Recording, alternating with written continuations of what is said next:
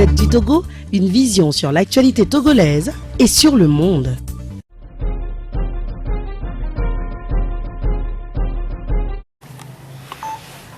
Lomé, le 21 novembre 2019.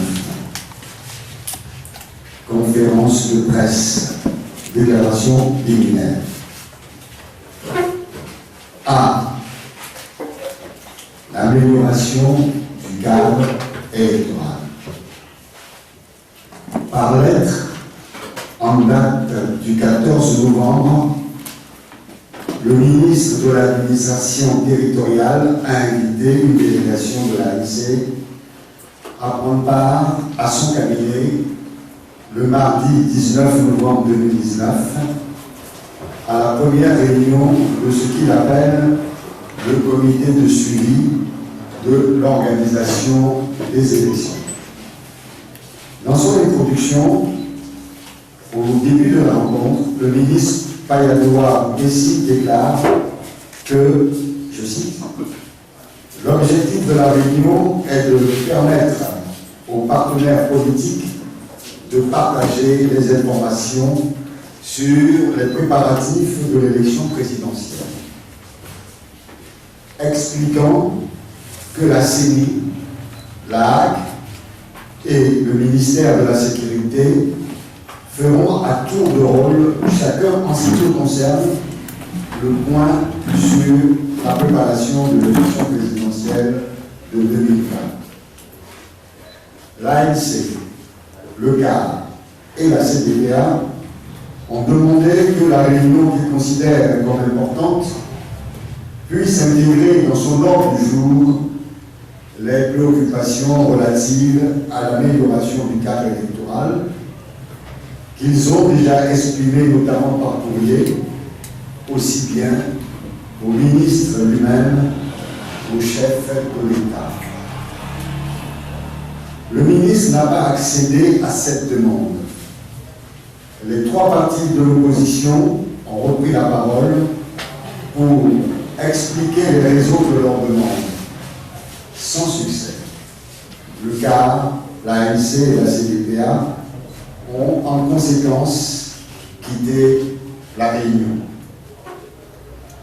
Le 21 novembre 2019, le secrétaire général du parti au pouvoir, RPT-UNI, M. Acholi, député à l'Assemblée nationale, commentant le retrait des trois responsables de l'opposition dans une intervention sur Radio France Internationale RFI, déclare que ces départs ne peuvent s'expliquer parce que les textes que ces responsables de l'opposition contestent sont les mêmes que ceux qui ont permis à certains d'entre eux de se faire élire députés et maires. C'est un énorme mensonge. Jean-Pierre Fabre, puisque c'est lui qui est visé, a été élu député en 2007 et en 2013, puis maire le 30 juin 2019. La Constitution et le Code électoral viennent d'être modifiés. La Constitution a subi des amendements sur les 9 articles le 8 mai 2019 et le Code électoral a été modifié le 5 novembre 2019. Toutes ces modifications sont postérieures aux élections à l'issue desquelles Jean-Pierre Fabre a été élu député et maire. Quand un responsable aussi important du parti au pouvoir est atteint d'une amnésie qui le contraint à exprimer des inexactitudes aussi flagrantes, c'est tout simplement pathétique et dangereux pour le pays. L'ANC considère qu'une amélioration du cadre électoral est indispensable pour que les prochaines élections soient transparentes et équitables. il ne veut pas servir de faire-valoir dans un simulacre de discussion destiné à abuser l'opinion nationale et internationale. Il est d'une notoriété publique que les élections qui se déroulent au Togo depuis la réinstauration du multipartisme en 1990 se caractérisent toutes par des fraudes massives qui manifestent la volonté du régime en place d'empêcher par tous les moyens l'alternance au pouvoir. L'opposition se retrouve cantonnée dans un rôle d'accompagnateur.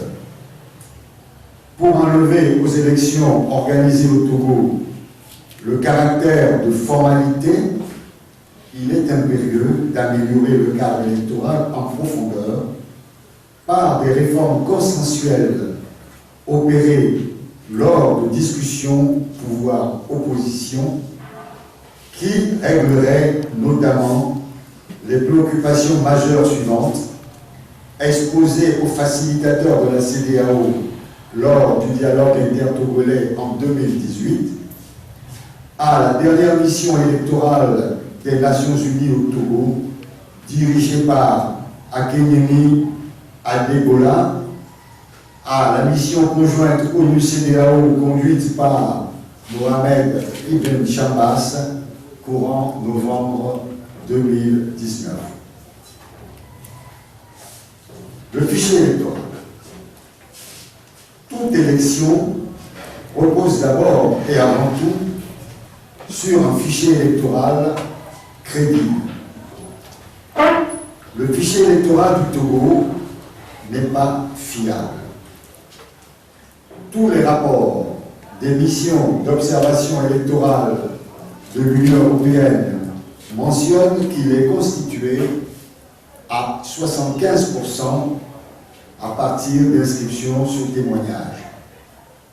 Il a subi de lourdes manipulations visant à permettre au pouvoir en place de sortir vainqueur de tout scrutin. Il est gonflé dans les zones que le parti au pouvoir considère comme ses fiefs et réduit dans les zones qu'il estime hostiles. Les suspicions sérieuses qui pèsent sur l'état du fichier se trouvent renforcées par le refus de la CEDEAO de remettre à l'opposition, malgré les multiples relances, le résultat de l'audit que cette institution a réalisé en 2018 à sa demande. Un recensement électoral sérieux s'impose. 2. La composition de la Commission électorale nationale indépendante, CENI, et ses démembrements. La CENI est l'institution chargée de l'organisation des élections.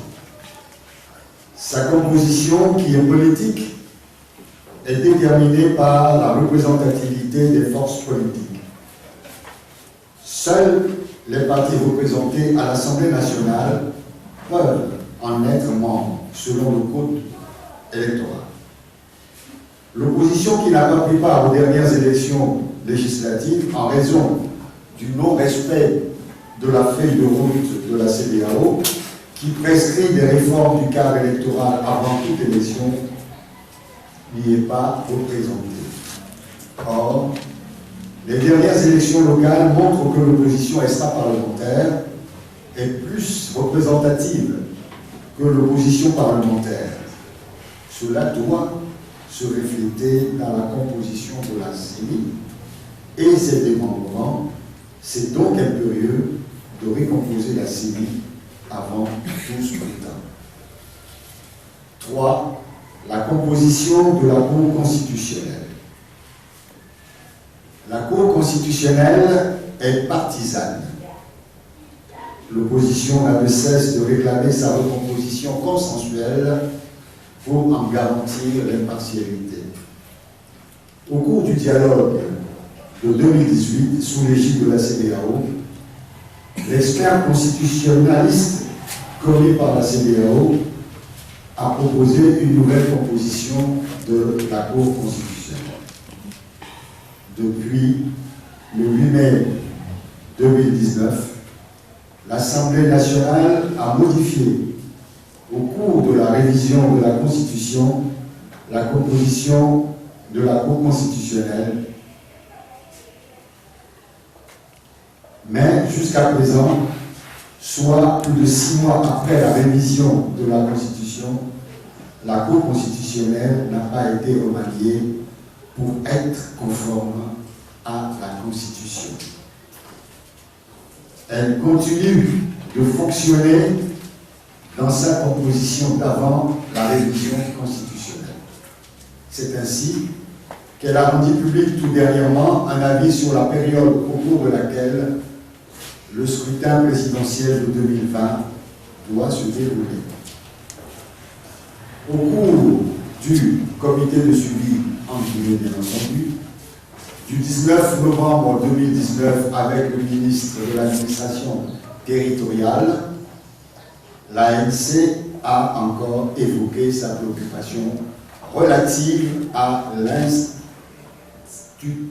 l'inconstitutionnalité de la composition de la Cour constitutionnelle. Ce faisant, l'avocat du gouvernement, un des députés nommés en décembre 2018, qui pourtant se défend d'être RPT, a expliqué sans craindre le ridicule que la Cour constitutionnelle actuelle doit terminer son mandat avant d'être recomposée. Une telle position, si c'est celle du gouvernement, est absolument absurde. La loi est d'application immédiate, surtout la Constitution. Comment peut-on dire qu'une institution qui est supprimée et qui, en conséquence, n'existe plus, termine son mandat? De plus, compte tenu de l'abrogation de l'article 155 de la Constitution qui permettait, dans la Constitution modifiée, à l'Assemblée nationale de remplacer le Sénat pour la nomination des membres de la Cour constitutionnelle, en attendant la mise en place du Sénat, la Cour constitutionnelle ne peut pas être modifiée sans la mise en place du Sénat qui doit nommer deux de ses membres. La seule manière de surmonter le blocage actuel est la tenue de discussions entre le pouvoir et l'opposition. 4. Les votes spéciaux par procuration et anticipation. Les votes spéciaux, les votes par anticipation des forces armées et de sécurité, ainsi que les votes par procuration, constituent pour le régime en place une occasion de procéder à des votes multiples. Les missions d'observation électorale MOE de l'Union européenne ont toujours dénoncé ces votes spéciaux et préconisé leur suppression pure et simple. L'authentification du bulletin unique. Les élections au Togo donnent toujours lieu à de massifs bourrages d'urnes. Pour authentifier le bulletin de vote, c'est-à-dire pour vérifier que le bulletin provient du bureau de vote où le vote est émis, il est indispensable que chaque bulletin porte la signature de 3 membres du bureau de vote concerné, tirés au sort. Le pouvoir en place est toujours opposé à cette mesure parce que c'est la seule manière d'empêcher le bourrage du vote. 6. Publication des résultats bureau de vote par bureau de vote. Il existe une grande différence entre les résultats des bureaux de vote et ceux publiés par les CENI. La seule solution pour empêcher la manipulation des résultats par les CENI, c'est l'affichage et la proclamation des résultats bureau de vote par bureau de vote. 7. La loi sur la liberté de manifester. On ne peut organiser des élections crédibles si l'opposition est privée de sa liberté de s'exprimer de manière significative sur la préparation du processus c'est-à-dire de sa liberté de manifester pour réclamer la transparence et l'équité de l'élection. La dernière modification de la loi sur les manifestations restreint fortement la liberté de manifester. Pour les Nations Unies, les dernières modifications constituent une violation des droits humains. Elles doivent être purement et simplement annulées. 8. Vote des Togolais à l'étranger. Le gouvernement vient de modifier dans la précipitation le code électoral, en incluant, selon lui, des dispositions qui prennent en compte le vote des Togolais de l'extérieur. Or, selon cette nouvelle loi électorale, seuls peuvent voter les Togolais qui, en plus de leur pièce d'identité, disposent d'une carte consulaire délivrée plus de 6 mois avant le vote. Ceux qui aujourd'hui n'ont pas la carte consulaire ne peuvent pas voter, le scrutin ayant lieu dans moins de 6 mois. Il s'agit là d'une mesure discriminatoire. De plus, le vote ayant lieu dans les ambassades, donc dans la capitale, ceux qui habitent en province ne peuvent y prendre part, à moins de se transporter dans la capitale. Il est donc impérieux de modifier la loi pour permettre au plus grand nombre de voter ou remettre son entrée en vigueur à plus tard. En guise de conclusion, pour la partie consacrée à l'amélioration du cadre électoral, les préoccupations ainsi que beaucoup d'autres méritent d'être réglées au cours de discussions devant être ouvertes dans les meilleurs délais. Pour conférer à la présidentielle de 2020 les caractères de transparence, d'équité et donc d'acceptabilité. Grand B. Les incendies des marchés de Lomé et de Kara. C'est dans ce contexte de tension préélectorale, marqué par la volonté du pouvoir en place d'organiser unilatéralement l'élection présidentielle de 2020, que M. Mohamed Loum, le principal témoin dans l'affaire des incendies des marchés de Lomé et de Kara, se rappelle à notre bon souvenir. Début novembre, Mohamed Loum se présente à Monseigneur Koudrou, à qui il répète, comme au confessionnal, les affirmations qu'il avait exprimées lors de sa détention à la gendarmerie, en prison à Kara, à Lomé et à Kara, et à sa sortie de prison en février 2018, après 5 ans. Mohamed Loum confirme, avec force de détail, les accusations portées contre les autorités togolaises.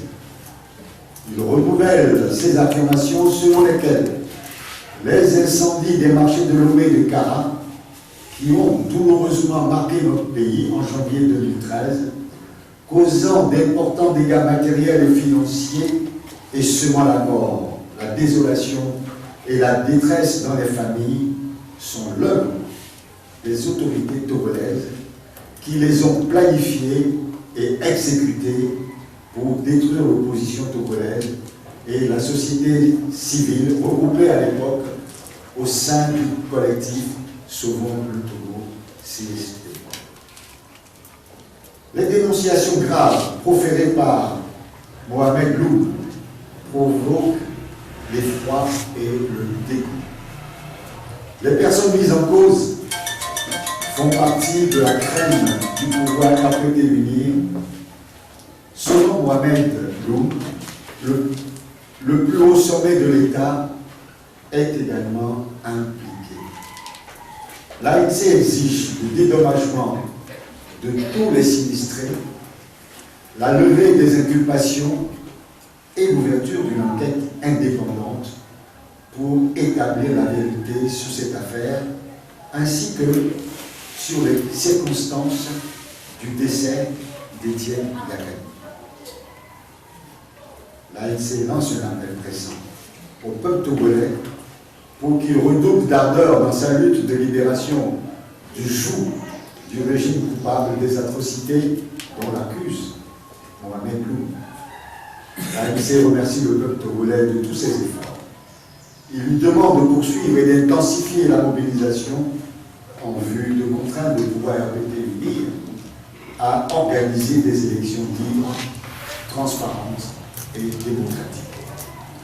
Voilà pourquoi il invite toutes les populations togolaises à prendre part aux manifestations programmées par le Fonds citoyen Togo les 23 et 27 novembre 2019.